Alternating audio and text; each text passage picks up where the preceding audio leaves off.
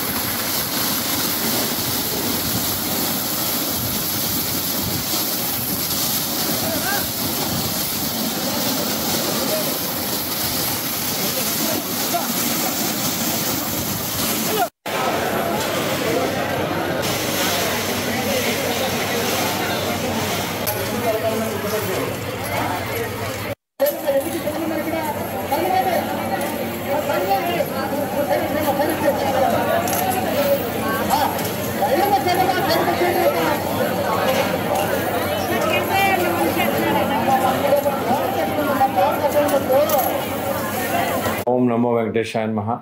ఆత్రేయపురం మండలం వాడపల్లి గ్రామంలో వేయించేస్తున్న స్వయంభూ శ్రీ వెంకటేశ్వర స్వామి వారి దేవస్థానంలో 31 రోజులకు గాను ఈరోజు హుండీలు తెరవగా 1,23,25,672 రూపాయలు నగదుగా వచ్చింది. అలాగే 10 గ్రాముల బంగారం, వెండి కేజీ 925 గ్రాములు వచ్చింది. 20 విదేశీ మార్గం వచ్చినాయి. ఈ దీంట్లో ఈ యొక్క కార్యక్రమంలో దేవాదాయ ధర్మాదాయ శాఖ తరఫున తనిఖీదారు వారు రాజమండ్రి, అలాగే బి కిరణ్ కుమార్ గారు, బి నరేంద్ర గారు ఈవోస్ కూడా ఈ కార్యక్రమంలో పాల్గొన్నారు. మరి ఇందులో గ్రామస్తులు, అలాగే ముదునూరు వెంకటరాజు గారు, కట్టూరి నరసరావు, ఉపసర్వన్ పొద్దురు బాబురావు గారు, భద్రవేలుగులు పోలీసుల సమక్షంలో అంది స్టేట్ బ్యాంక్ ఆఫ్ ఇండియా వారు ఈ యొక్క కౌంటింగ్. ఆదిలాబాద్ జిల్లా